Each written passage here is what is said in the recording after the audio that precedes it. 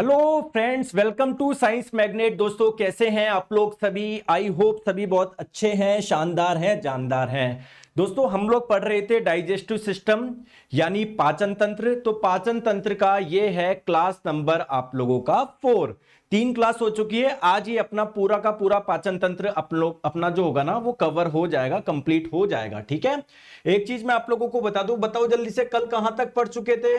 Sir हमने mouth के बारे में पूरा पढ़ लिया था। इसके बाद में सर ईसोफेगस के बारे में पूरा पढ़ लिया था। सर स्टमक, पेट के बारे में हमने पढ़ लिया था। अब इसके बाद में भोजन आपका पहुंच गया छोटी आंत। सर छोटी आंत के बारे में हमने पढ़ लिया था, बहुत बेसिक सी, कि छोटी आंत की लंबाई क्या है, चौड़ाई क्या है, इसके कौन कौन से पार्ट है। सर हम जो जो पढ़ने वाले थे वो क्या पढ़ने वाले थे? लीवर के बारे में पढ़ रहे थे, अगर आपको ध्यान हो तो आइए दोस्तों इस लीवर को हम लोग शुरू करते हैं। थोड़ा सा स्टार्ट किया था लेकिन इसको करते हैं हम लोग। चलिए आ जाओ, तो स्टार्ट करते हैं दोस्तों। लीवर यानी यकृत। देखो दोस्तों, लीवर की पोजीशन बहुत इंपॉर्टेंट है, ध्यान रखिएगा। अगर आप लोगों से पूछा जाए लीवर कहां पर पाया जाता है, लेफ्ट में, राइट में, तो आप हमेशा अपने अकॉर्डिंग देखोगे, ये आपका लेफ्ट है, ये आप लोगों का राइट है। तो देखो ये आपका लेफ्ट, ये आपका राइट, राइट में आप लोगों को ये लीवर मिलेगा। और मैंने आपको बताया था ये हमारा ऐसा ऑर्गन है जिसमें किसकी प्रॉपर्टी पाई जाती है? रीजनरेशन की, मतलब रीजनरेशन की विशेषता पाई जाती है। अगर थोड़ा सा कट लग जाए ना, पूरे अपने आप को वापस रीजनरेट ये कर लेगा। दोस्तों अब देखो, ये हमारा एक ऑर्गन है, अंग है। अगर आप लोगों से बोला जाए कि हमारी बॉडी का लार्जेस्ट, सबसे बड़ा अंग कौन सा है, लार्जेस्ट ऑर्गन कौन सा है, बताओ क्या आंसर होगा आपका?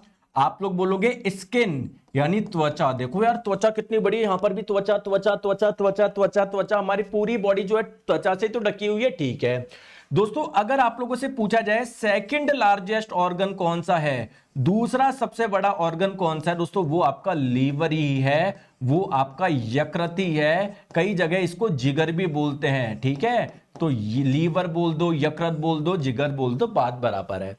दोस्तों अगर आप लोगों से बोला जाए कि ग्रंथि किसको बोलते हैं, ग्लैंड किसको बोलते हैं, सर ऐसे हमारे बॉडी के पार्ट जिससे कुछ ना कुछ निकलता है।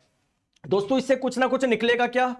कुछ जूस बनता है क्या इसमें, बताओ? हाँ सर, आपने थोड़ा सा बताया था, पूरा नहीं बताया था, बस आपने थोड़ा बताया था। इससे एक जूस निकलता है जिसको बोलते हैं बाइल जूस यानी पित्त रस। तो दोस्तों ऐसी ग्लैंड जिनसे कोई जूस निकलता है, कोई रस निकलता है, उसको आप लोग एक्सोक्राइन ग्लैंड बोलते हैं क्या? बाह्यस्रावी ग्रंथि बोलते हैं क्या? बिल्कुल। तो लीवर क्या है आपका? एक प्रकार का एक्सोक्राइन ग्लैंड है, एक बाह्यस्रावी ग्रंथि है, एक बाह्यस्रावी ग्रंथि है। बात आ गई समझ में? बिल्कुल सर।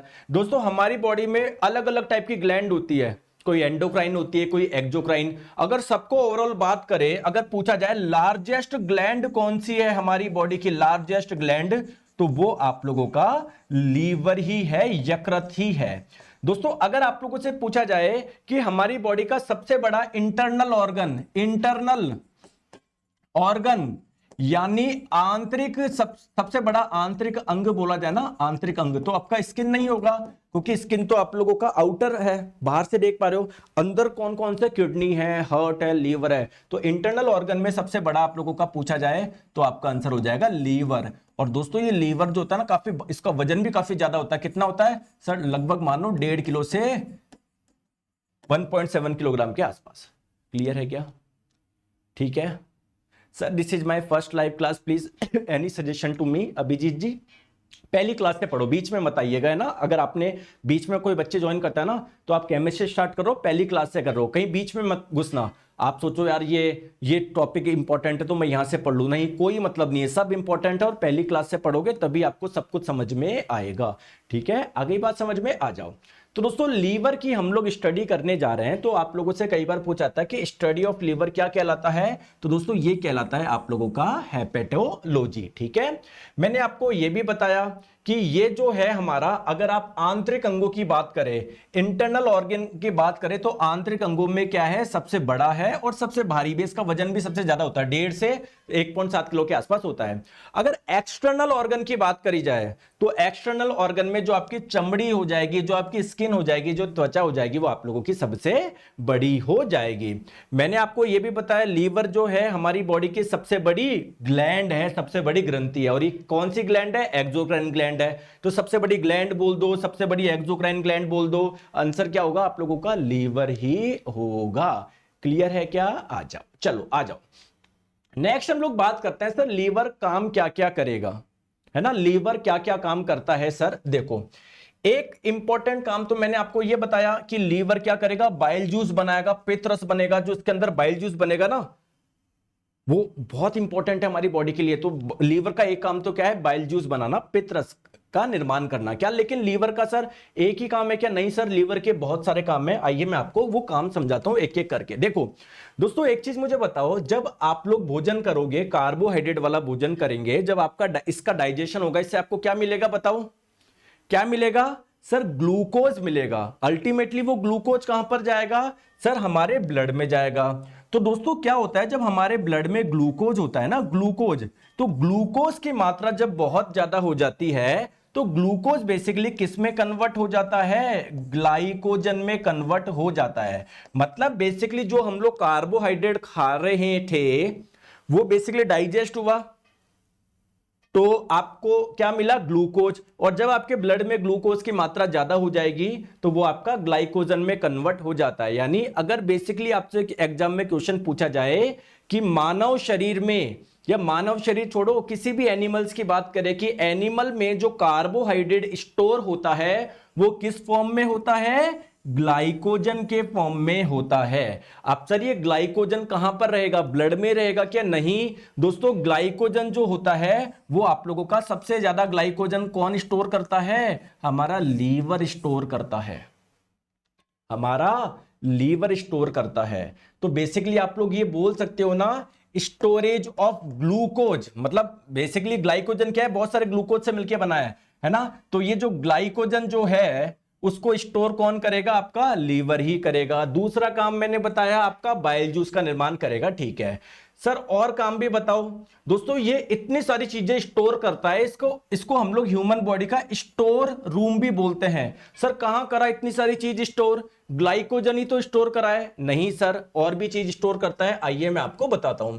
दोस्तों आप जब हम लोग आगे पढ़ेंगे विटामिन के बारे में मैं आपको पढ़ाऊंगा, है ना। विटामिन के अलग अलग टाइप के होते हैं क्या? Vitamin A, vitamin K, vitamin E, vitamin D, vitamin B, vitamin C, सुना है आपने?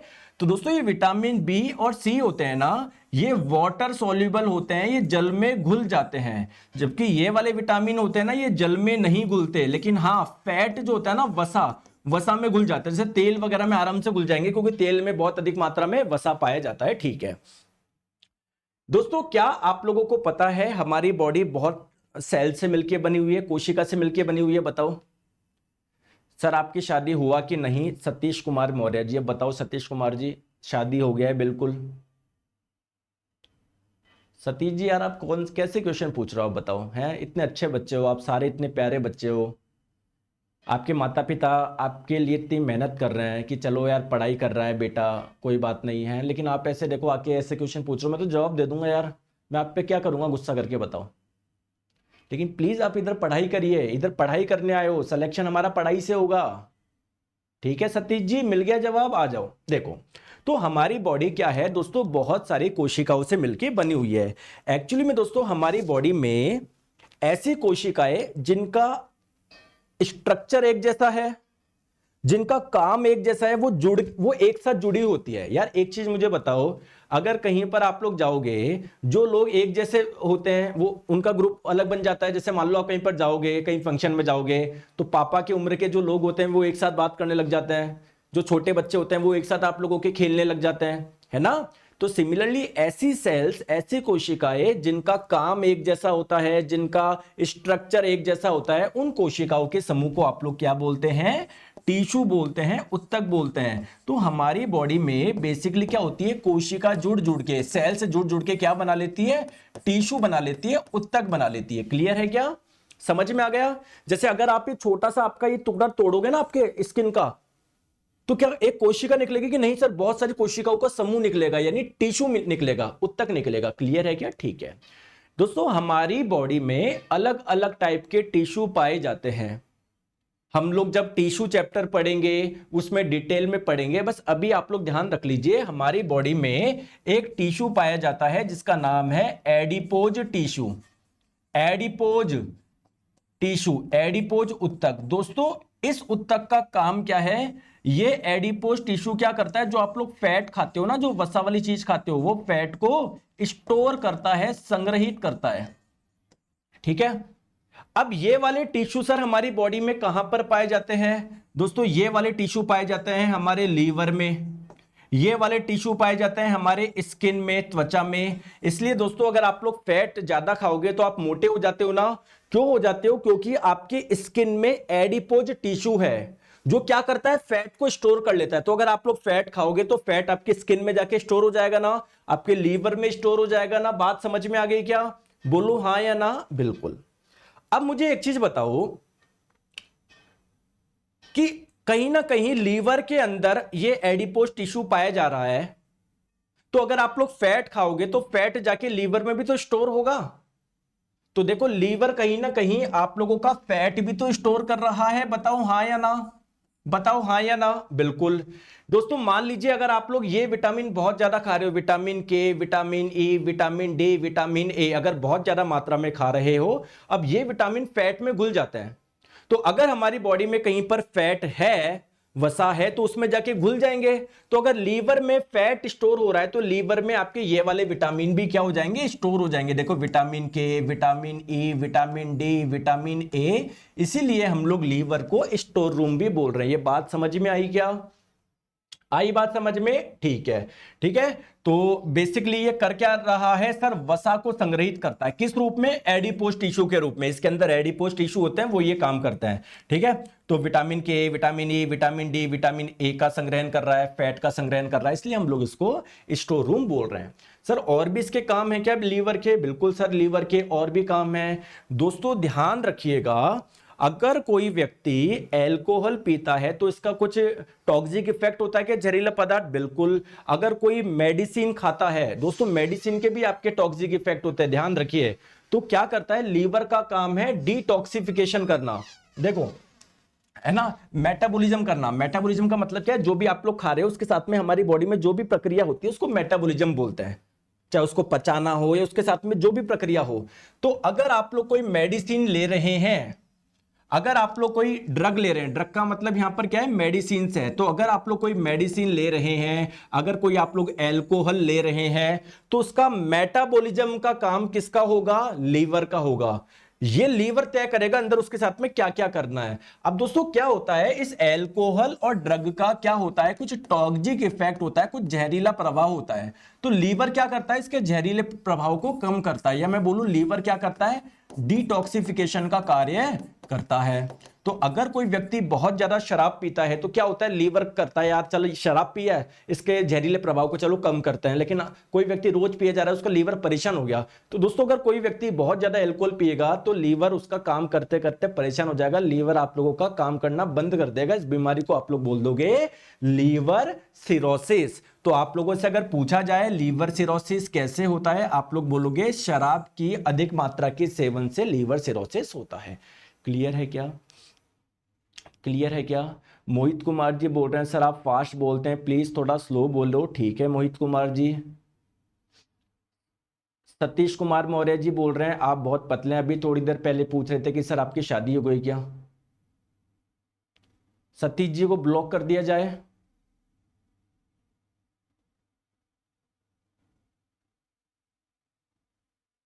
बताओ कर दिया जाए क्या? क्योंकि ये ऐसे कीटाणु हैं, इनको बोलते हैं क्लास में कीटाणु, जो आके बाकियों को बीमार करते हैं। कमेंट सेक्शन में इतने अच्छे अच्छे बच्चे हैं जो पढ़ाई के लिए बैठे हैं, जो मैं पढ़ा रहा हूं अच्छे सुन रहे हैं, लेकिन नहीं इनको बीच में कुछ बोलना है। ठीक है सतीश जी, तो आप क्या चाह रहे हो? आपने पैसे दे दिए तो मैं आपको ब्लॉक नहीं कर सकता, इसमें मत रहना, ध्यान रखना। तुमने मुझे 2 करोड़ रुपए नहीं दिए, 2 करोड़ रुपए देता ना तो तुरंत लौटा देता। पढ़ाई करो, पढ़ाई करना है तो ठीक है। लो इधर ब्लॉक ही कर देते हैं यार, क्यों रोज रोज का इतना इतना टाइम थोड़ी है यार। मेरा काम है पढ़ाना, सिलेक्शन देना, मेरा काम ये नहीं है फालतू बातों का ही करना। देखो ये सतीश जी ये उड़ा दिया, कर दिया ब्लॉक, यूजर दे दो 799, कोई बात नहीं है, देते रहो। ऐसा थोड़ी कर दिया, आए उसे पढ़ने तो पढ़ाई करो यार। क्लियर है क्या? ठीक है, नहीं लास्ट वार्निंग कुछ नहीं हो गई, वार्निंग वगैरह सब गए वो। अब अगला नंबर किसका है वो भी बता देना। ठीक है सर, एक चीज मुझे और बताओ शराब के बारे में कि सर मैंने कई बार एग्जाम में अगर पूछ ले तो शराब का पाचन कहां पर होगा। दोस्तों जो व्यक्ति शराब पीता है ना तो उसका बेसिकली डाइजेशन तो हो जाता है यहां पर आप लोगों का स्टमक में, आमाशय में, है ना, मतलब उस शराब से जो सिंपल फॉर्म में टूट जाता है आप लोगों का आमाशय में।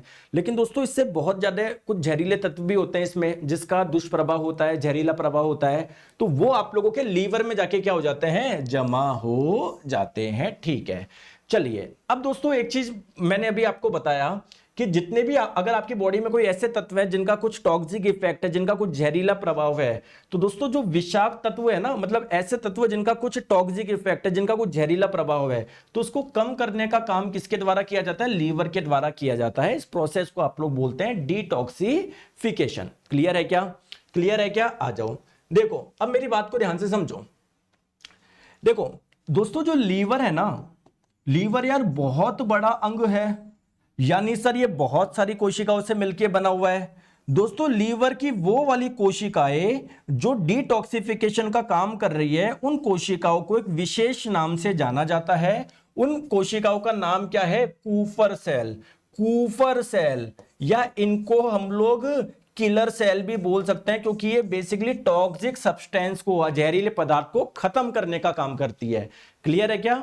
और इस प्रोसेस को हम लोग फैगोसाइटोसिस भी बोल सकते हैं, भक्षण करना, जहरीले प्रभाव को खाना, खत्म करना उनको। क्लियर है क्या?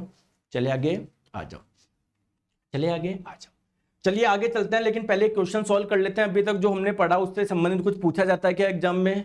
दोस्तों मानव शरीर का सबसे बड़ा आंतरिक अंग कौन सा है? तो ऑप्शन में स्किन नहीं है, त्वचा नहीं है, लेकिन अगर त्वचा होता तो गलती से उस पर टिक मत कर देना, क्योंकि आपसे इंटरनल अंदर वाले अंग पूछ रहा है। तो अंदर जितने भी अंग है सबसे बड़ा कौन है? उसमें लीवर है, यकृत है। क्लियर है क्या? क्लियर? सर हमारे तो हर एक क्वेश्चन बन रहा है, केमिस्ट्री में बहुत अच्छा पढ़ा है आपने, केमिस्ट्री बहुत बहुत धन्यवाद। ऐसे ही आपको सारे सब्जेक्ट पढ़ेंगे अपन, ठीक है? आ जाओ। अब दोस्तों मेन बात है ना, मैंने लीवर के बारे में आपको सारी बातें बता दी, लेकिन यार हम जो चैप्टर पढ़ रहे हैं वो डाइजेशन पढ़ रहे हैं, पाचन पढ़ रहे हैं। सर आप तो ये बताओ ना, लीवर जो पाचन में किस प्रकार मदद करेगा? ठीक है, तो आइए मैं आप लोगों को समझाता हूं। देखो ये आपका स्टमक था, पेट था, स्टमक से जो आप लोगों का फूड चला गया था वो कहां चला गया था? स्मॉल इंटेस्टाइन, छोटी आंत में चला गया था। ठीक है दोस्तों, यहां पर क्या है? आपका लीवर है। देखो दोस्तों लीवर में एक जूस बनता है, एक रस बनता है जिसको बोलते हैं बाइल जूस, यानी पित्त रस, जो कि एक पाइप के माध्यम से कहां पर आ जाएगा? आपकी स्मॉल इंटेस्टाइन, छोटी आंत में आ जाएगा। क्लियर है क्या? सर क्या होता है अगर कोई एक्स्ट्रा बाइल जूस है, भाई लीवर तो बाइल जूस बनाएगा।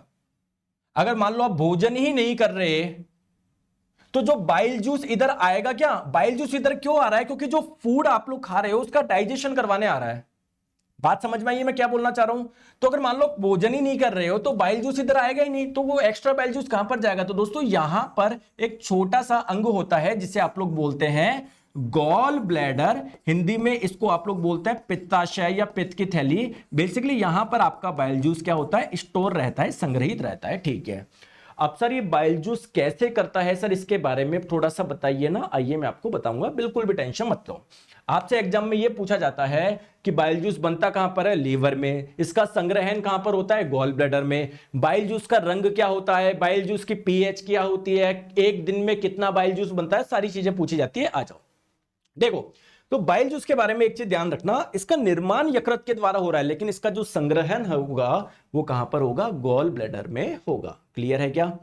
अब सर ये करता क्या है थोड़ा सा बताओ। अगेन मैं बताता हूं, ये आपका पेट था, पेट से क्या था? स्मॉल इंटेस्टाइन कनेक्टेड थे ना, छोटी आंत। तो दोस्तों अगर आप ध्यान से देखोगे, लीवर से एक पाइप आ रहा है क्या? एक पाइप आ रहा है क्या? देखो जिसपे मैं कर रहा हूं, ये पाइप कहां पर आ रहा है? छोटी आंत में आ रहा है, यानी लीवर से बाइल जूस पित्तरस में आ रहा है। सॉरी, लीवर से बाइल जूस आपके छोटी आंत में आ रहा है। दोस्तों कुछ गॉल ब्लैडर पित्ताशय में भी संग्रहित है, तो यहां से भी बाइल जूस कहां पर आएगा? देखो एक नली आ रही है ना, नली से, मतलब बेसिकली छोटी आंत में ही आप लोगों का आने वाला है। अब सर ये काम क्या करता है सर, मुझे ये बताओ। आइए मैं आपको काम बताता हूं क्या करता है ये। देखो देखो ये कुछ भी नहीं करता। आपने जो भोजन लिया ना, उस भोजन में क्या फैट भी था क्या? उस भोजन में क्या फैट भी था क्या? तो दोस्तों बेसिकली जैसे जैसे भोजन नीचे उतरेगा फैट यहां पर पहुंचेगा। तो दोस्तों क्या होता है, फैट की जो बड़ी बड़ी मॉलिक्यूल्स होते हैं ना, या आप मान लो फैट के वसा के जो बड़े बड़े कण होते हैं ना, बड़ी बड़ी जो इसकी गोलियां होती है ना, फैट की बड़ी बड़ी जब गोलियां होती है ना, ठीक है, वो इधर आएगी बड़ी बड़ी गोली, ठीक है। अब दोस्तों अभी मैं आपको थोड़ी देर में बताऊंगा कि सर यहां पर एक अंग है जिसका नाम है पैनक्रियास यानी अग्नाशय, उससे भी एक जूस निकलेगा जो कि कहां पर आएगा, अल्टीमेटली आपके छोटी आंत में आएगा। और इस जूस में कुछ एंजाइम्स पाए जाते हैं, यानी सर वो पाचन करवाएंगे, बिल्कुल। लेकिन दोस्तों होता क्या है, इससे निकलने वाले एंजाइम इस भोजन का पाचन नहीं करवा पाते। क्यों नहीं करवा पाते? उनको एक दिक्कत आती है कि सर इतनी बड़ी बड़ी बॉलें हैं, इसको मैं कैसे तोड़ूं। तो बेसिकली फैट की जो बड़ी बड़ी मॉलिक्यूल्स है, बड़े बड़े अणु हैं, बड़ी बड़ी गोलियां हैं, इसको पहले छोटा करना पड़ेगा। तो वो छोटा करने का काम कौन करता है? जो यहां से जो जूस आ रहा है ना, बाइल जूस, पित्त रस, वो काम करता है।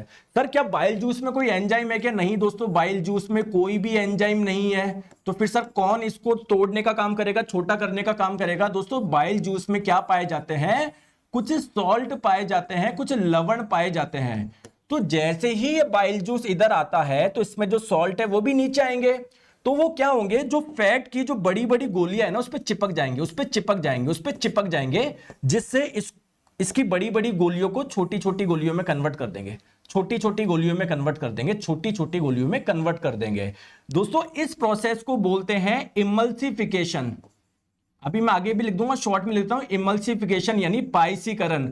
अगर आप लोगों से एग्जाम में पूछा जाए इमल्सिफिकेशन की जो प्रक्रिया है, पाइसीकरण की जो प्रक्रिया है, वो किसके द्वारा करी जाती है, आप लोग बोलोगे बाइल जो होता है, या बाइल जूस बोल दो, पित्त रस बोल दो, उसमें सर कुछ सॉल्ट पाया जाता है, लवण पाए जाते हैं, वो ये घटना करते हैं। क्लियर है क्या? अरे आई बात समझ में? बोलो यस, बोलो बोलो। तो दोस्तों बेसिकली आपका यहां पर जो भी फैट था उसका दोस्तों 95% फैट का जो है ना इमल्सिफिकेशन हो गया। तो लगभग 95% वसा का जो हो गया ना पाइसीकरण हो गया। सर पाइसीकरण क्या होता है? ब्रेकिंग इनटू स्मॉल पीस, छोटे पीस में आप लोगों का तोड़ना या छोटे पीस में आपका कन्वर्ट करना। ये किसके द्वारा किया जाता है? बाइल जूस यानी पित्त रस के द्वारा किया जाता है। अब देखो पित्त रस के बारे में कुछ पॉइंट्स आपको ध्यान रखना है। सर प्रतिदिन कितना निर्माण होता है दोस्तों? 600 से 700 ml। सर इस पित्त रस का पीएच कितना होता है? 7.9 से 8.5 क्या होता है? इसका पीएच होता है। बहुत बढ़िया। सर इसका पीएच, इसका कलर क्या होता है दोस्तों? इसका कलर होता है येलो ग्रीन, ठीक है, येलोइश ग्रीन कलर का होता है, पीले हरे रंग का होता है। दोस्तों आपको पता है अगर कोई का भी कोई रंग है ना, वो किसी ना किसी पदार्थ की वजह से है। जैसे मान लो पानी में अगर मैंने लाल कलर की इंक डाली तो पानी लाल कलर का हो जाएगा ना, तो मैं बोलूँ पानी का लाल कलर किस वजह से हुआ है? आपने बोला कि सर आपने जो लाल इंक डाली ना इसकी वजह से हुई है। सिमिलरली दोस्तों आप लोगों के क्या होते हैं, कुछ पदार्थ होते हैं जिसकी वजह से क्या होता है, रंग मिलता है, उसको बोलते, ऐसे पदार्थ को बोलते हैं पिगमेंट यानी वर्णक। जैसे अगर मैं आपको बोलूं कि टमाटर का लाल रंग किसकी वजह से है, तो सर टमाटर में एक पिगमेंट पाया जाता है, एक वर्णक पाया जाता है जिसका नाम है लाइकोपीन। आगे पढ़ेंगे, अभी जस्ट मैं आपको समझाने के लिए। सर पौधों का हरा रंग किसकी वजह से होता है? क्लोरोफिल की वजह से होता है। सर हमारी स्किन का ये रंग किसकी वजह से होता है? ये भी एक पिगमेंट की वजह से होता है जिसका नाम है मेलेनिन, है ना। तो कुल मिला के सर अगर इसका रंग ये है तो जरूर इसमें कोई ना कोई पिगमेंट होंगे। बिल्कुल सर होंगे। तो दोस्तों एक्चुअली में जो बिलीरुबिन होता है ना, इसकी वजह से मिलता है दोस्तों येलो कलर, और बिलीवर्डिन ये जो पिगमेंट है, ये जो पदार्थ है इस बाइल जूस के अंदर, इसकी वजह से मिलता है हरा कलर। ठीक है, एक्चुअली में दोस्तों बिलीरुबिन की मात्रा ज्यादा होती है, इसलिए दोस्तों जो बाइल जूस होता है ना पित्त रस, थोड़ा सा पीले कलर का होता है, पीले रंग का होता है। क्लियर है क्या? ठीक है दोस्तों, ध्यान रखेंगे इस बाइल जूस में, पित्त रस में कोई भी एंजाइम नहीं पाया जाता। कहां आप लोग सोचो ये पाचन करवा रहा है तो जरूर इसमें कोई ना कोई आपका एंजाइम होगा, नहीं। इसके अंदर कुछ सॉल्ट पाए जा रहे हैं जो ये काम कर रहे हैं, इसके अंदर कुछ सॉल्ट पाए जाते हैं, लवण, जो ये काम कर रहे हैं। क्लियर है क्या? चलो दोस्तों एक बार अभी हमने जो पढ़ा उससे कुछ क्वेश्चन बन सकता है क्या, देख लो। इनमें से कौन सा पदार्थ है जो कि पित्ताशय में संग्रहित होता है, गॉल ब्लैडर में स्टोर होता है, कौन सा होता है गॉल ब्लैडर में स्टोर? बाइल होता है, पित्त होता है। क्लियर है? चले आगे। तो देखो आप समझो, एक एक क्वेश्चन बनेंगे, टेंशन मत लो, आ जाओ। इतनी सी बात क्लियर है? यहां तक बात समझ में आ गई? देखो अब हम लोग बात कर रहे हैं दोस्तों इस वाले अंग की जिसका नाम है पैनक्रियास, हिंदी में बोलते हैं अग्नाशय। इस पैनक्रियास से भी दोस्तों एक लिक्विड निकलेगा जिसको बोलेंगे पैनक्रियाटिक जूस, अग्नाशय रस, जो कि आपका अल्टीमेटली स्मॉल इंटेस्टाइन में आके मिल जाएगा। देखो दोस्तों पैनक्रियास से कुछ पदार्थ निकल रहा है क्या, कुछ पदार्थ बन रहा है क्या? तो हमारी बॉडी के ऐसे पार्ट जिनसे कोई पदार्थ बनता है उसे आप लोग क्या बोलते हैं? ग्लैंड बोलते हैं, ग्रंथि बोलते हैं। तो क्या पैनक्रियास से ग्लैंड है क्या? बिल्कुल सही। दोस्तों अगर किसी ग्लैंड से कोई जूस बन रहा है, कोई रस बन रहा है, तो ऐसे ग्लैंड को बोलते हैं एक्सोक्राइन ग्लैंड यानी बाह्यस्रावी ग्रंथि। अगर किसी ग्लैंड से कुछ हार्मोन बन रहे हैं तो ऐसी ग्लैंड को बोलते हैं एंडोक्राइन ग्लैंड यानी अंतःस्रावी ग्रंथि। तो दोस्तों ये पैनक्रियास से कुछ हार्मोन्स भी बनते हैं और जूस भी बनता है, यानी ये एक्सोक्राइन भी है, एंडोक्राइन भी है। तो क्या मैं इसको मिक्स ग्लैंड बोल सकता हूं क्या? तो ये क्या है? एक मिक्स ग्लैंड, एक मिश्रित ग्रंथि है। मिक्स ग्लैंड का मतलब क्या है? इससे कुछ जूस भी बन रहे हैं, कुछ रस भी बन रहा है और इससे कुछ हार्मोन भी बन रहा है। दोस्तों क्या हमको हार्मोन से भी कोई लेना देना है क्या? हार्मोन के तो बारे में नेक्स्ट चैप्टर में पढ़ेंगे, जब हमारा एंडोक्राइन सिस्टम आएगा सारी ग्रंथियों के बारे में पढ़ेंगे, कौन सी ग्रंथि से कौन सा हार्मोन बनता है, किसका क्या काम होता है। लेकिन दोस्तों इस हार्मोन के बारे में मैं आपको यहीं पर भी पढ़ा दूंगा, कोई दिक्कत की बात नहीं है।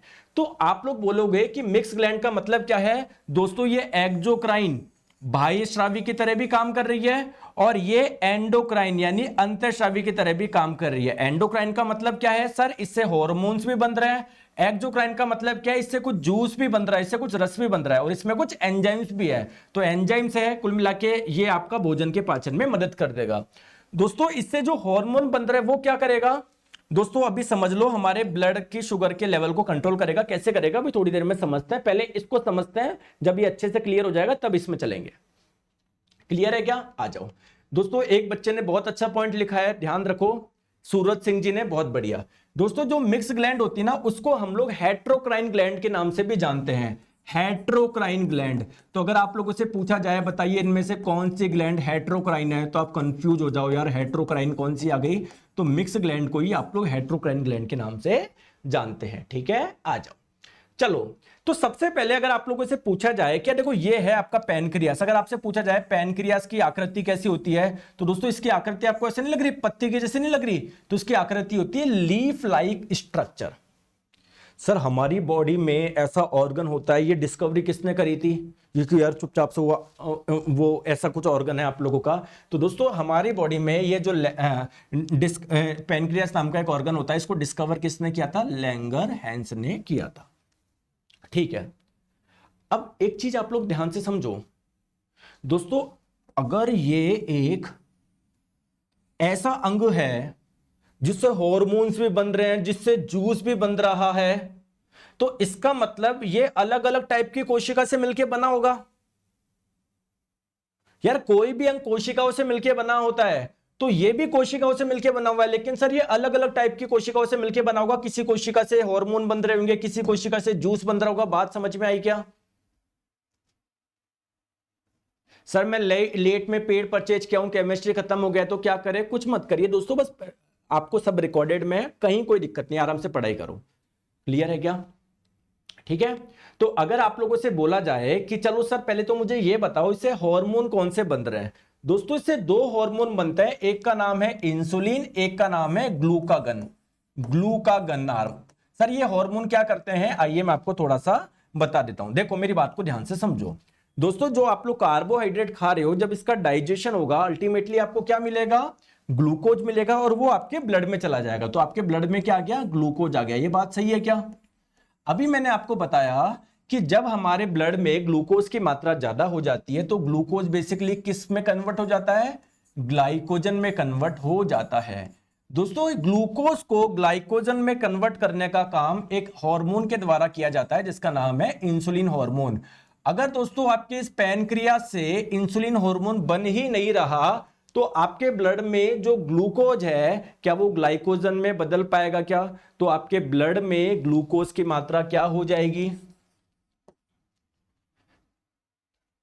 सर मैंने आपकी बुक ले ली, क्या आपके क्लास के 100 नोट्स की कॉपी करे क्या? नहीं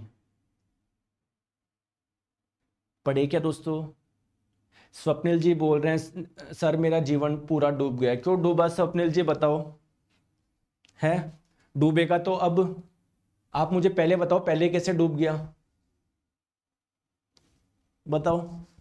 आ जाओ दोस्तों। तो अगर इंसुलिन हार्मोन नहीं बना तो आपके ब्लड में जो ग्लूकोज है उसकी मात्रा बढ़ती जाएगी ना, क्योंकि वो ग्लाइकोजन में तो कन्वर्ट हो नहीं रहा, तो हमारे ब्लड में ग्लूकोज की मात्रा बढ़ जाएगी। दोस्तों इसी समस्या को बोलते हैं डायबिटीज यानी मधुमेह। तो आपने सुना होगा जिनको डायबिटीज होती है किसी के ना इंसुलिन के इंजेक्शन भी लगवाने पड़ते हैं किसी को। क्लियर है क्या? और जिनको डायबिटीज होता है उनको लगता है कि हम मीठा नहीं खाए। दोस्तों आपने सुना होगा उनके चावल भी बंद करे जाते हैं। क्यों क्यों करे जाते हैं? चावल बंद क्यों करे जाते हैं? क्योंकि चावल में स्टार्च है, और स्टार्च का जब डाइजेशन होगा आपको ग्लूकोज मिलेगा। बताओ मिलेगा नहीं मिलेगा? हाँ मीठे में बहुत ज्यादा होता है। ठीक है ठीक है दोस्तों, अब बात करो अगर आपके ब्लड में ग्लूकोज की मात्रा क्या हो गई, कम हो गई, तब क्या होगा? तो सर हमारा जो ग्लाइकोजन स्टोर था ना उसको बदलना वो आपका कन्वर्ट हो जाएगा, वो टूट जाएगा आपका ग्लूकोज में। तो ये काम कौन करता है? ये काम करता है अरे मैं क्या, ग्लूकागन हार्मोन। ग्लूकागन हार्मोन ये वाला काम करता है। ग्लूकागन ये हार्मोन जो होता है ना वो ये काम करता है। तो कुल मिला के हमारे ब्लड में ग्लूकोज को कंट्रोल करने का काम कौन कर रहा है? ये दो हार्मोन कर रहे हैं। इंसुलिन क्या कर रहा है? हमारे ब्लड में ग्लूकोज को बहुत ज्यादा बढ़ने से बचा रहा है। ग्लूकागन क्या कर रहा है? सर हमारे ब्लड में ग्लूकोज को कम होने से बचा रहा है। दोस्तों हमारे ब्लड में कौन सी कार्बोहाइड्रेट है? कौन सी है? ग्लूकोज है ना। बेसिकली दोस्तों कार्बोहाइड्रेट का कॉमन नेम होता है शुगर। तो अगर मैं बोलूं ब्लड में कौन सी कार्बोहाइड्रेट है या ब्लड में कौन सी शुगर है, आप लोग बोलोगे ग्लूकोज। तो ब्लड की शुगर को कंट्रोल करने का काम कौन करते हैं? ये दो हार्मोन करते हैं, इंसुलिन और एक ग्लूकागन।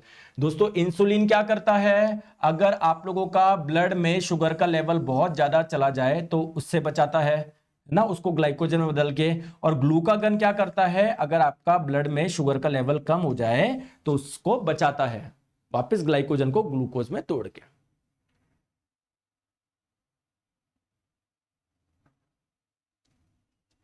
यार एक काम करो, तुम डाउट पूछ लो यार, है ना। मैं तो बैठ जाता हूँ यार, छोड़ो पढ़ाना क्या है? डाउट भी सुनो। सर जी बुक की प्राइस बहुत ज्यादा पड़ रही है, किसी तरह कोर्स खरीद लिया, बुक खरीदने की कोशिश कर रहा हूं। क्यों कोशिश कर रहे हो? ज्यादा नेता बन रहे हो क्या ज्यादा? अब आप बोलोगे सर ऐसा क्यों बोल रहे हो? नहीं नेता ही बन रहे हो, और क्या बोलूं मैं बताओ? क्या दिखाना चाह रहे हो आप? ये सर अब मैं बुक खरीदने क्यों मत करो परचेज, मैंने बोला।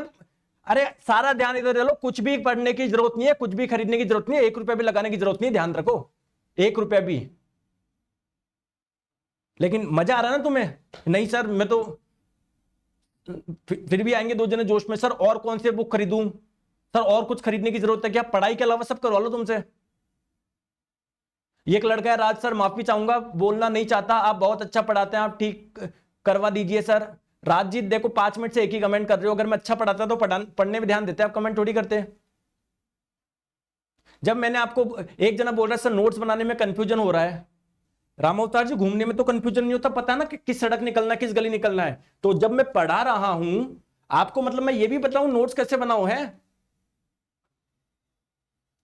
वो तो भलाओ उन बच्चों का जो रोज नोट्स बनाते हैं। तुमको नोट्स भी बनाना नहीं आता तो लो मैंने बच्चों की फोटो खींच के भेज दी, लो ऐसे बना लो नोट्स। क्या कंफ्यूजन हो रहा है दोस्तों? पूरा ध्यान समझने में दो, लास्ट में जो मैंने पढ़ा है उसको लिख लो आराम से, अभी मत लिखो, अभी आप समझ लो। आपको सब दे रहा हूं मैं पीडीएफ वगैरह, आ जाओ। तो दोस्तों अगर आपके ब्लड में ग्लूकोज की मात्रा बहुत ज्यादा हो जाती है तो इस कंडीशन को बोलते हैं हाइपर। हाइपर का मतलब वृद्धि, हाइपरग्लाइसीमिया। तो अगर आप लोगों से बोला जाए कि अगर आपके बॉडी में इंसुलिन हार्मोन बनी नहीं रहा तो क्या समस्या हो जाएगी? ब्लड में ग्लूकोज की मात्रा बढ़ जाएगी। इस कंडीशन को हाइपरग्लाइसीमिया के नाम से भी जानते हैं।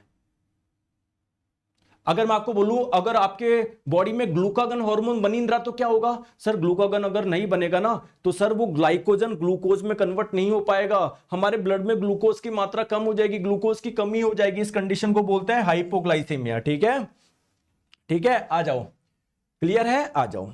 सर मुझे एक चीज बताओ, हमारा अब मेन चीज बात करते हैं। आपने बता दिया कि सर इस पैनक्रियास से कुछ हार्मोन बनता है, बहुत अच्छी बात है, लेकिन सर मेन चीज आप मुझे बताओ, भोजन के डाइजेशन के लिए कौन इंपॉर्टेंट है? भोजन के डाइजेशन के लिए इंपॉर्टेंट है जो आपके पैनक्रियास से पैनक्रियाटिक जूस बन रहा है, अग्नाशय रस बन रहा है। ये अग्नाशय रस आएगा आपकी छोटी आंत में। तो सर इस रस के बारे में बताओ ना सर। ठीक है दोस्तों, ये रस ध्यान रखिएगा, एक दिन में 1 लीटर ये रस बनता है, और इस रस में 3 मुख्यतः एंजाइम पाए जाते हैं। कौन कौन से? एक पाया जाता है एमाइलेज, एक पाया जाता है लाइपेज, एक पाया जाता है ट्रिप्सिन।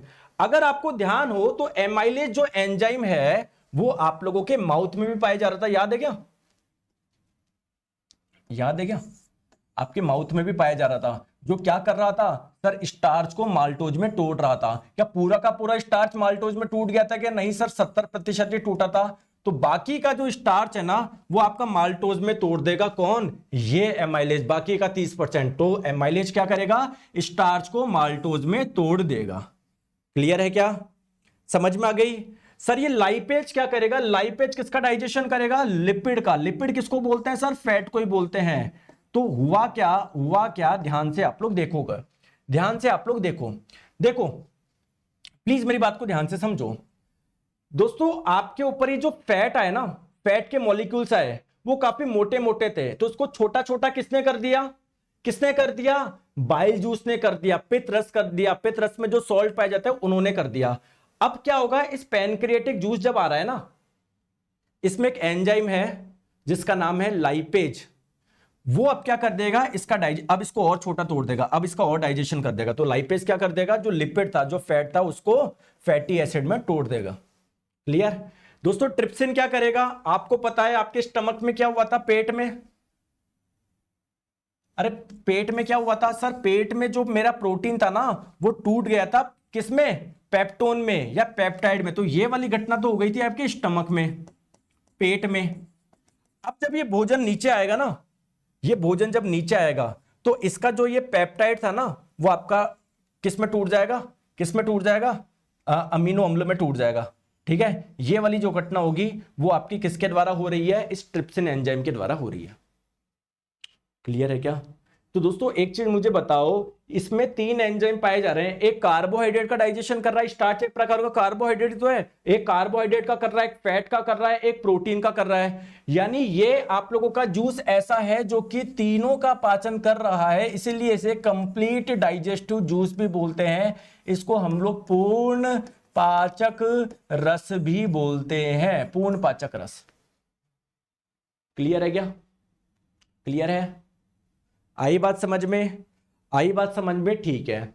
अब दोस्तों जैसे मैंने बताया ये पैनक्रियास है ना आपका अलग अलग टाइप की सेल से मिलकर बना होगा, तभी तो दोस्तों कोई सेल्स है जो कि हार्मोन निकाल रही है, हार्मोन भी 2 टाइप के हैं। तो कोई सेल ऐसी होगी जो इंसुलिन हार्मोन निकाल रही है, कोई सेल ऐसी होगी जो ग्लूकागन हार्मोन निकाल रही है, कोई सेल ऐसी होगी जो कि ट्रिप्सिन निकाल रही है। समझ रहे हो बात को? तो ये इसमें अलग अलग टाइप की सेल पाई जाती है। तो टोटल 4 प्रकार की सेल पाई जाती है, alpha cell, beta cell, gamma cell और एक हो जाएगा एफ सेल। तो दोस्तों ये जो तीनों सेल्स है ना, ये वाली, ये तो क्या करती है, एंडोक्राइन का काम करती है, मतलब बेसिकली इनसे निकलेंगे हॉर्मोन्स। तो आपको 2 चीजें ध्यान रखनी है, अगर आपसे पूछा जाए इंसुलिन कौन सी सेल से निकलता है, तो बीटा सेल से निकलता है इंसुलिन हार्मोन, और जो ग्लूकागन निकलता है वो निकलता है अल्फा सेल से। ध्यान रखिएगा, इंपॉर्टेंट है। क्लियर है क्या? और बेसिकली इस वाले पार्ट से आपका क्या निकलेगा, ये जूस आपका बनेगा। ठीक है, आप तो बस ये 2 चीजें ध्यान रखो कि इसमें 4 टाइप की सेल पाई जाती है। अगर आपसे पूछा जाए इंसुलिन हार्मोन कौन सी सेल से निकलता है, बीटा सेल से। अगर आप लोगों से पूछा जाए ग्लूकागन हार्मोन किससे निकलता है, अल्फा सेल से। क्लियर है? चलो आज नेक्स्ट अब वापस पहुंचते हैं हमारी छोटी आंत पे, है ना। इधर डायग्राम में बना लेता हूं।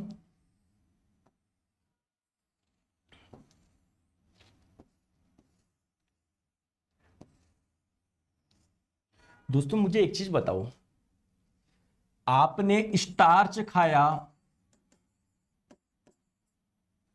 जैसे जैसे नीचे आया यहां पर आके अब क्या हो गया सर, स्टार्च टूट गया माल्टोज में। क्या दोस्तों ये कंप्लीट डाइजेशन हो गया क्या? नहीं सर, अभी तो माल्टोज को और तोड़ना है, तब जाके मानेंगे हम लोग कंप्लीट डाइजेशन होगा।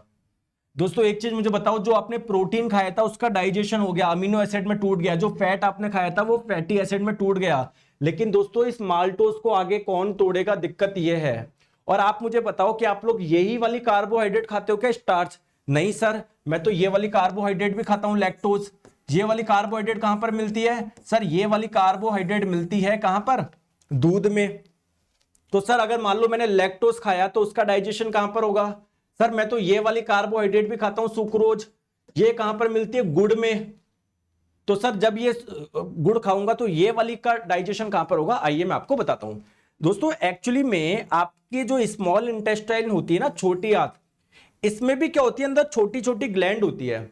मतलब बेसिक आप ये ध्यान रखो, आपकी स्मॉल इंटेस्टाइन है ना, छोटी आंत, इसमें भी क्या होता है, अंदर एक जूस बनता है जिसको बोलते हैं इंटेस्टाइनल जूस, आंतरस। इससे क्या होता है, 3 एंजाइम बनता है। कौन कौन से? एक माल्टेज, एक सुक्रेज, एक लैक्टेज। तो जो माल्टेज क्या करेगा? माल्टोज का डाइजेशन करा देगा। सुक्रेज क्या करेगा? सुक्रोज का डाइजेशन करा देगा। लैक्टेज क्या करेगा? लैक्टोज का डाइजेशन करा देगा। ठीक है, माल्टेज क्या करेगा? माल्टोज का डाइजेशन करा देगा। तो माल्टोज का जब डाइजेशन हो जाएगा, इससे क्या मिल जाएगा? ग्लूकोज प्लस ग्लूकोज मिल जाएगा। ग्लूकोज प्लस ग्लूकोज मिल जाएगा। देखो सिंपल कार्बोहाइड्रेट मिल गई ना आपको। सुक्रेज क्या करेगा? सुक्रोज का डाइजेशन कराएगा।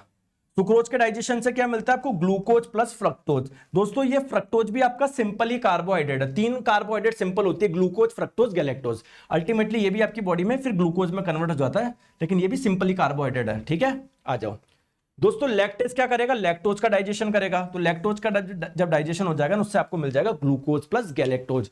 तो कुल मिला के कार्बोहाइड्रेट का भी डाइजेशन हो गया, प्रोटीन का भी हो गया, फैट का भी हो गया। तो ये पूरा डाइजेशन पूरा कहां पर हुआ? आपके स्मॉल इंटेस्टाइन में हुआ, छोटी आंत में हुआ। तो अगर आप लोगों से बोला जाए भोजन का पूर्ण पाचन कहां पर होता है, आपकी छोटी आंत में होता है। क्लियर है? क्लियर है? आ जाओ अब दोस्तों लार्ज इंटेस्टाइन के बारे में बात करते हैं। ये छोटी आंत थी, अब छोटी आंत में कंप्लीट डाइजेशन हो गया। हाँ दोस्तों एक चीज मैं आप लोगों को यहां पर बताना भूल गया, चलो यहीं पर बताता हूं। छोटी आंत में कंप्लीट डाइजेशन हो गया आपका, ये रही आपकी छोटी आंत। दोस्तों एक्चुअली में आपकी छोटी आंत में कैसे उंगली नुमा, ऐसे उंगली नुमा क्या होते हैं? उभार होते हैं। जैसे इसको जब बड़ा करके देखोगे ना, बड़ा करके देखोगे तो ऐसे उंगली नुमा क्या होते हैं? ऐसे उभार होते हैं। इसको आप लोग क्या बोलते हैं? विलाई बोलते हैं। क्या बोलते हैं? विलाई बोलते हैं। जैसे मान लो छोटी आंत को मैं बड़ा करके बता रहा हूं, इसमें ऐसे ऐसे उभार होते हैं ऐसे। तो क्या होता है, जो भोजन आपको मिला, जैसे मान लो अमीनो एसिड आपको मिला या कुछ और मिला, तो दोस्तों ये विलाई में चले जाते हैं। विलाई के अंदर क्या होता है? ब्लड फ्लो करता रहता है, तो ये इसके अंदर चल जाते हैं। तो विलाई के माध्यम से वो आपके ब्लड में चले जाते हैं। तो अगर आप लोगों को बोला जाए कि स्मॉल इंटेस्टाइन के अंदर ये उंगली नुमा, ये जो उभार है, प्रोजेक्शन, इसको क्या बोलते हैं? विलाई। और दोस्तों ये विलाई बेसिकली क्या कर रहा है, जो आपको भोजन मिला ना, ये बेसिकली विलाई में एब्जॉर्ब हो जाता है। विलाई के अंदर ब्लड होता है, तो इसी के माध्यम से आपके ब्लड में जाता है आप लोगों का। क्लियर है क्या? क्लियर? आ जाओ। ठीक है, लार्ज इंटेस्टाइन की बात कर रहे थे दोस्तों। इसकी पूरी लंबाई बात करोगे ना, यहां से लेकर यहां तक इसकी लंबाई होती है 1 से 1.5 मीटर। इसकी चौड़ाई ज्यादा होती है दोस्तों। कितनी होती है? डायमीटर की बात करें कितना होता है? 3 इंच होता है। क्लियर दोस्तों? इसके 3 पार्ट होते हैं। सबसे पहले ये वाला पार्ट, ये स्टार्टिंग वाला पार्ट, बिल्कुल ये वाला पार्ट, इस वाले पार्ट को हम लोग बोलते हैं सीकम। फिर आपका यहां से लेकर यहां वाला पार्ट, ये यहां तक, ये वाला पार्ट कहलाता है आप लोगों का कोलोन। और जो सबसे आखिरी वाला पार्ट होता है ना, आखिरी वाला पार्ट, उसे आप लोग क्या बोलते हैं? रेक्टम। हिंदी में क्या बोलते हैं? मलाशय बोलते हैं। दोस्तों देखो क्या हुआ, मेरी बात को ध्यान से समझो। छोटी आंत में कंप्लीट डाइजेशन हो गया, इससे जो पोषक तत्व मिले वो आपके ब्लड में एब्जॉर्ब हो गए। दोस्तों जो भोजन में पानी होता है ना, वो छोटी आंत के द्वारा एब्जॉर्ब नहीं होता, क्योंकि अगर पानी सारा एब्जॉर्ब हो जाएगा तो ये सूखा हो जाएगा ना, आगे मूव भी नहीं कर पाएगा, आपको कब्जी हो जाएगी। तो जो पानी एब्जॉर्ब होता है ना, वो कहां पर होता है? लार्ज इंटेस्टाइन के द्वारा होता है। तो दोस्तों ये भोजन आगे चला, इसका जो पानी है वो आपके ब्लड में चला गया। अब जो वेस्ट बचा ना, वो ऐसे ऐसे ऐसे ऐसे करके आपकी बॉडी से बाहर निकलेगा। तो दोस्तों आपका वेस्ट मल जो होता है वो संग्रहित कहां पर होता है? रेक्टम, मलाशय में होता है। तो जब आपका रेक्टम फुल हो जाता है ना, तो आपके बिल्कुल जो आखिरी पार्ट है ना, जिसे आप लोग बोलते हैं एनस, इससे आप लोगों का जो मल होगा वो बाहर निकल जाएगा। ठीक है, आप देख सकते हो, ये रही आप लोगों की स्मॉल इंटेस्टाइन। तो अगर आप लोगों से बोला जाए, सॉरी यहां से कनेक्ट होगी, यहां से कनेक्ट होगी, अगर आप लोगों से बोला जाए कि लार्ज इंटेस्टाइन का कौन सा भाग स्मॉल इंटेस्टाइन से कनेक्ट है, बिल्कुल ये वाला भाग, ये वाला भाग, जिसे आप लोग क्या बोलते हैं, क्या बोलते हैं, सीकम बोलते हैं, सीकम बोलते हैं। ठीक है दोस्तों, अब एक चीज आप लोग ध्यान से देखिएगा, हाँ पहले अब मैं इस सीकम के बारे में बता रहा हूं। सीकम ये रहा आप लोगों का सीकम, ये रहा दोस्तों। सीकम एक ब्लाइंड सैक के जैसे होता है। ब्लाइंड सैक का मतलब एक थैलीनुमा आकृति का होता है, मान लो थैली जैसे आकार का होता है, ये थैली जैसा। ठीक है दोस्तों, ध्यान रखो, इससे अगर ध्यान से देखोगे तो एक छोटी सी आपको नल की जैसी कुछ दिख रही है क्या? ये देखो, दिख रहा है क्या, दिख रहा है क्या, दिख रहा है क्या? इसे बोलते हैं अपेंडिक्स। तो अगर आप लोगों से पूछा जाए अपेंडिक्स लार्ज इंटेस्टाइन के कौन से पार्ट से कनेक्ट होता है, ये अपेंडिक्स किससे होता है, तो आप लोग बोलोगे सीकम से। अब सर आपने सुना होगा कोई बोलता है कि यार मेरे इसका ऑपरेशन हुआ है, सुनते हो क्या? सुना है क्या आपने, क्या मेरे अपेंडिक्स का ऑपरेशन हुआ है? दोस्तों क्या होता है, अगर किसी के अपेंडिक्स के जितनी साइज होनी चाहिए थी, अगर उससे ज्यादा साइज हो जाता है तो उनकी काफी पेन होता है, तो फिर ये काटना पड़ता है। तो दोस्तों अगर वो काट देते हो तो क्या वो जीवित नहीं रह पाते क्या? बाद में रह पाते ना। यानी एक ऐसा ऑर्गन है जो अगर हमारी बॉडी में ना भी हो ना तो भी कोई प्रभाव नहीं पड़े। तो क्या ये भी एक वेस्टिजियल ऑर्गन है क्या? क्या ये भी एक अवशेषीय अंग है क्या? तो दोस्तों एक्चुअली में अपेंडिक्स का पूरा नाम क्या है? वर्मीफॉर्म अपेंडिक्स है, या सिंपली आप लोग अपेंडिक्स भी बोल सकते हो। तो अगर आप लोगों से बोला जाए इनमें से कौन सा एक अवशेषीय अंग है, और अगर ऑप्शन में वर्मीफॉर्म अपेंडिक्स दिया हो तो आप लोग बोल दोगे बिल्कुल सर ये सही है। ठीक है, आ जाओ, चलो बात करते हैं दोस्तों कोलोन की। देखो यहां से लेकर ये पूरा का पूरा, ये पूरा का पूरा यहां तक क्या है? कोलोन है। ठीक है, अब देखो दोस्तों कोलोन में बेसिकली क्या होगा, जो फूड आपका आगे जाएगा, इस फूड में जो भोजन, ये पानी होगा ना, पानी जो होगा ना वो इस कोलोन के द्वारा आपके ब्लड में चला जाएगा। यानी पानी का अवशोषण जो होता है ना वो आपके कोलोन से होता है। क्लियर है क्या? आ जाओ, अब एक चीज मुझे बताओ, लास्ट चीज, फिर क्वेश्चन करेंगे बहुत सारे। चलो, ये आपकी स्मॉल इंटेस्टाइन थी, ये आपकी छोटी आंत थी, छोटी आंत से ये हो गई आपकी बड़ी आंत कनेक्ट, बड़ी आंत कनेक्ट। ठीक है, क्लियर है क्या? क्लियर है दोस्तों? जो भी आपने भोजन खाया, जब उसका डाइजेशन हुआ, उससे जो पोषक तत्व मिले ना, 95% पोषक तत्व तो आपकी छोटी आंत के द्वारा ब्लड में जाएंगे। यानी 95% जो एब्जॉर्प्शन होता है ना वो तो कहां पर होता है? छोटी आंत के द्वारा होता है। बाकी का कुछ पार्ट जो होता है ना वो लार्ज इंटेस्टाइन के द्वारा एब्जॉर्ब होता है। तो बताओ सर स्मॉल इंटेस्टाइन के द्वारा क्या एब्जॉर्ब होता है और लार्ज इंटेस्टाइन के द्वारा क्या एब्जॉर्ब होता है? दोस्तों जो भी आपने कार्बोहाइड्रेट खाया, जो भी आपने प्रोटीन खाया, जो भी आपने फैट खाया, जब इसका डाइजेशन हुआ, ये आप इससे जो भी चीज मिली वो आपके कहां पर होगी? छोटी आंत के द्वारा एब्जॉर्ब होगी। Carbohydrate, protein, fat. क्लियर है? जो भी आप लोग विटामिन खाओगे वो भी आपके छोटी आंत के द्वारा एब्जॉर्ब होंगे, है ना, वो भी आपके छोटी आंत के द्वारा एब्जॉर्ब होंगे, सिवाय एक के। विटामिन के जो होता है वो आपकी बड़ी आंत के द्वारा एब्जॉर्ब होता है। जितने भी मिनरल खाओगे, आयरन वगैरह हो, कुछ भी हो, सब आपके छोटी आंत से एब्जॉर्ब होंगे। बस ये तीन जो होंगे ना आपके, सोडियम, पोटेशियम, कैल्शियम, ये आपके बड़ी आंत से एब्जॉर्ब होंगे।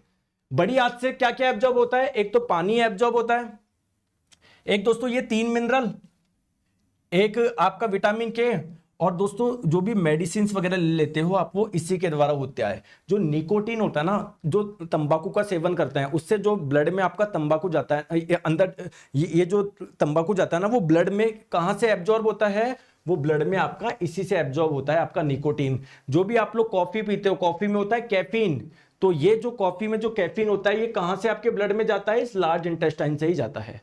क्लियर है क्या? क्लियर? चले आगे दोस्तों, जितना भी फर्मेंटेड कार्बोहाइड्रेट होता है, फर्मेंटेड का मतलब सड़ा हुआ, जैसे आप लोग डोसा वगैरह बनाते हो तो एक दिन पहले आप लोग बनाते हो ना उसका घोल, जलेबी जो आप लोग खाते हो उसका घोल एक दिन पहले बनता है ना। एल्कोहल भी बहुत पुरानी होती है ना, तो जितना भी फर्मेंटेड होता है ना वो सारा का सारा लार्ज इंटेस्टाइन से ही आप लोगों का एब्जॉर्ब होता है। क्लियर है दोस्तों? आई बात समझ में? अब कुछ मैं बीमारी बता दूं आपको, अच्छा बीमारी तो अभी रेक्टम तो समझो, ये रेक्टम मलाशय। तो दोस्तों ये रेक्टम क्या करता है, मल का संग्रहित करता है। जब इसकी कैपेसिटी पूरी हो जाएगी तो ये लास्ट जो पार्ट है ना इसका एनस, उससे बाहर निकल जाएगा। ठीक है, उससे आपका मल बाहर निकल जाएगा। क्लियर। अब कुछ बीमारी मैं आपको बताता हूं, सिंपल सिंपल। जॉन्डिस। दोस्तों जॉन्डिस क्या है, अगर मान लो आपका लीवर ढंग से काम नहीं कर पा रहा, बहुत ज्यादा बिलीरुबिन बना रहा है वो, तो आपके बाइल जूस में, पित्त रस में क्या होगा, बहुत ज्यादा बिलीरुबिन आ जाएगा, पीला पदार्थ बहुत ज्यादा आ जाएगा। तो अल्टीमेटली दोस्तों ये आपके ब्लड में जब जाएगा ना, ब्लड में भी चल जाएगा, तो आपकी सब जगह पहुंचेगा, आपकी स्किन, आपकी आंख सब पीली पड़ जाएगी। इस डिजीज को बोलते हैं जॉन्डिस। ठीक है, क्लियर। तो इसका कारण क्या है, बिलीरुबिन का बहुत ज्यादा बनना। एक है आप लोगों का इरिटेबल बॉल सिंड्रोम। इसमें क्या होगा इरिटेबल बॉल सिंड्रोम में आपको, दोस्तों ये आपकी जो आते हैं ना, आते हैं, इसमें क्या होगा, कॉन्ट्रैक्शन होगा, जिसकी वजह से मल आगे नहीं जा पाएगा, कब्जी हो जाएगी। या मान लो कभी कहीं पर बहुत ज्यादा रिलैक्सेशन हो रहा है तो यहां पर मल जल्दी जल्दी जा रहा है, तो इसमें कभी आप लोगों को दोस्तों कॉन्स्टिपेशन की समस्या आएगी, कभी डायरिया की, कभी आपके पेट में दर्द होगा। ठीक है, तो ये भी पाचन तंत्र से संबंधित ही बीमारी है। नेक्स्ट बात करते हैं दोस्तों डायरिया। डायरिया में क्या होता है, देखो मेरी बात को ध्यान से समझो। ठीक है, अगर क्रमाकुंचन गति मतलब भोजन आपका नीचे बहुत ज्यादा जा रहा है तो आपको डायरिया हो जाएगा, लूज मोशन हो जाएगा, है ना। इसमें क्या होता है, आप लोगों का जो मल होता है ना, मल ये आगे आगे जल्दी जल्दी ट्रेवल कर रहा है, तो इसका जो पानी होता है ना, वो बॉडी में एब्जॉर्ब होने का समय नहीं मिल पाता, तो ये काफी लिक्विड रहता है। तो लिक्विड रहेगा तो जल्दी जल्दी आपका बाहर निकलेगा। क्लियर है क्या। ठीक है, तो अब देखो भोजन आपका जल्दी जल्दी जब बाहर निकलेगा तो इसमें भोजन में जो पोषक तत्व होंगे वो आपकी बॉडी में एब्जॉर्ब भी नहीं हो पाएंगे, तो लेस एब्जॉर्प्शन होगा आपका फूड का।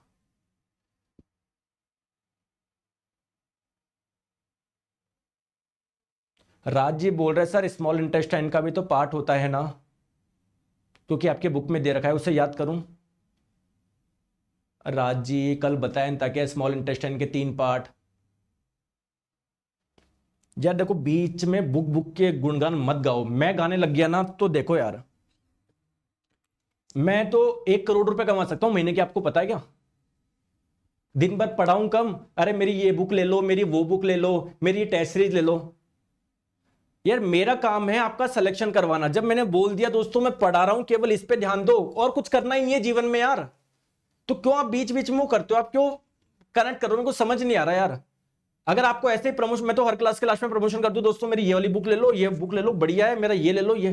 भाई मेरे को सिलेक्शन करवाना है आपको, मेरे को आपको 25 में से 25 दिलाना है, मेरे को आपको 20 में से 20 दिलाना है, 30 में से 30 दिलाना है यार, प्लीज। तो ये सफिशियंट है भाई, ईश्वर की कृपा से मेरे पास में दाल रोटी है खाने को, तो मैं उसमें संतुष्ट हूं। मुझे नहीं कमाना इतना पैसा, मुझे आपकी वो कमानी है कि भाई आपके गुड विशेष मिले मेरे को जब आप सिलेक्शन होके जाओ। ठीक है, तो प्लीज प्लीज मेरी रिक्वेस्ट है यार, आप जो मैं पढ़ा रहा हूं उस पर ध्यान दो, कुछ मत करो यार प्लीज, है ना। एक रिक्वेस्ट है आपसे ना, कुछ मत पढ़ो, जो मैं पढ़ा रहा हूं बस यही पढ़ना है, इसके अलावा कुछ भी नहीं पढ़ना है। ठीक है, चलो सर मैं अब कुछ क्वेश्चन करेगा। ठीक है, देखो कुछ क्वेश्चंस करते हैं, पहले रुको।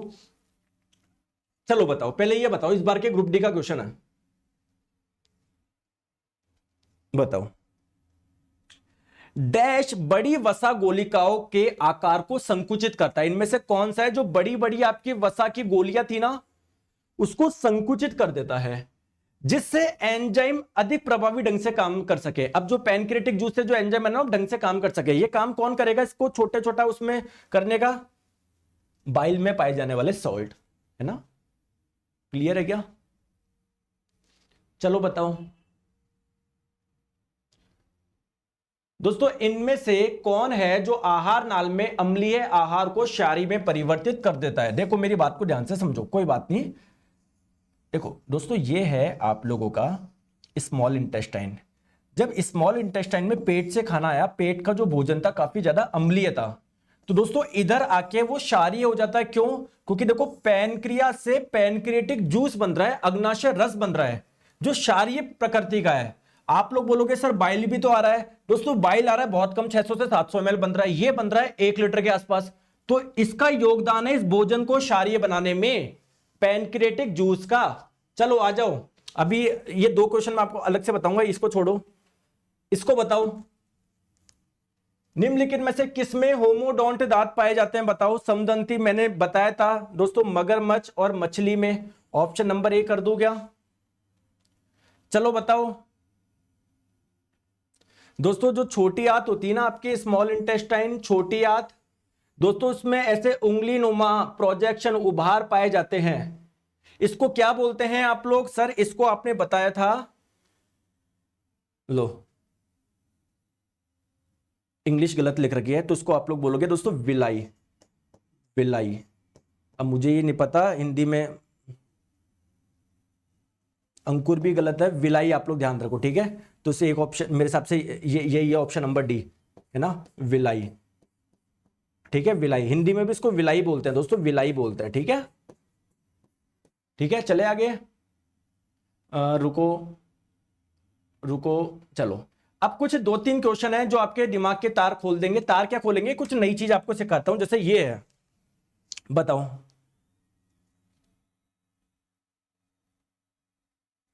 किसी व्यक्ति के पाचन तंत्र की जांच करने के लिए इस्तेमाल किया जाने वाला यंत्र कहलाता है, कौन सा है बताओ।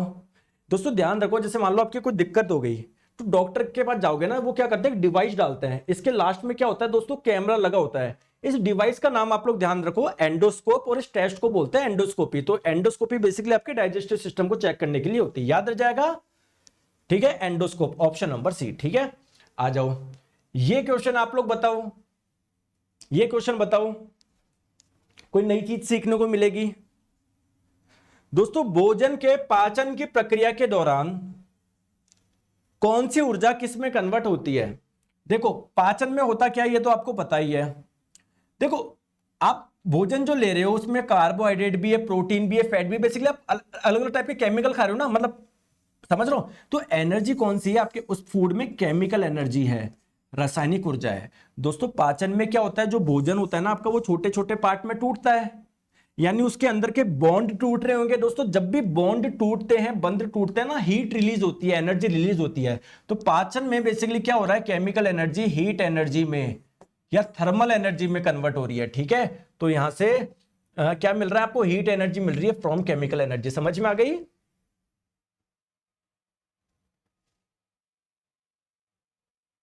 क्लियर है क्या। चले एक नया कॉन्सेप्ट और सिखाना है आपको, दो, ये तो मैंने आपको सिखा ही दिया, ये भी आपको हो गया। हाँ एक ये वाला कॉन्सेप्ट समझो, है ना। आ जाओ दोस्तों, एक चीज मुझे बताओ, कार्बोहाइड्रेट अलग अलग टाइप की होती है। कार्बोहाइड्रेट होती है जिसका नाम है सेल्यूलोज। सर ये वाली कार्बोहाइड्रेट कहां पर पाई जाती है दोस्तों, ये आप लोगों की हरी पत्तेदार सब्जियों में, घास में पाई जाती है। दोस्तों क्या हम लोग घास खाते हैं क्या, क्या हम लोग घास खाते हैं क्या, नहीं खाते। क्यों नहीं खाते, क्योंकि सर इस घास में बहुत अधिक मात्रा में सेल्यूलोज पाया जाता है। ये सेल्यूलोज क्या है, एक प्रकार का कार्बोहाइड्रेट है। दोस्तों ये सेल्यूलोज हम लोग डाइजेस्ट कर ही नहीं सकते, पचा सकते ही नहीं है। क्यों, क्योंकि दोस्तों इसके लिए स्मॉल इंटेस्टाइन, छोटी आंत की लंबाई सर बहुत ज्यादा होनी चाहिए। हमारी इतनी लंबाई नहीं है कि नीचे बहुत, मतलब लंबाई बहुत ज्यादा होनी चाहिए जिससे नीचे आते आते आते आते आते आते डाइजेस्ट हो, तो हम नहीं पचा सकते। जितने भी शाकाहारी होते हैं ना, हर्बीवोर, मतलब जो अपने भोजन के लिए प्लांट या प्लांट के प्रोडक्ट पे निर्भर करते हैं, उनकी स्मॉल इंटेस्टाइन की लेंथ बहुत ज्यादा होती है। कारण क्या है, क्योंकि वो बहुत ज्यादा सेल्यूलोज खाते हैं। तो काऊ इसका करेक्ट आंसर हो जाएगा। दोस्तों मनुष्य से ज्यादा छोटी आंत की लंबाई बताऊं किसकी होती है, खरगोश की होती है, क्योंकि खरगोश भी दोस्तों मीट वगैरह नहीं खाता, वो भी आप लोगों का प्लांट या प्लांट के प्रोडक्ट खाता है।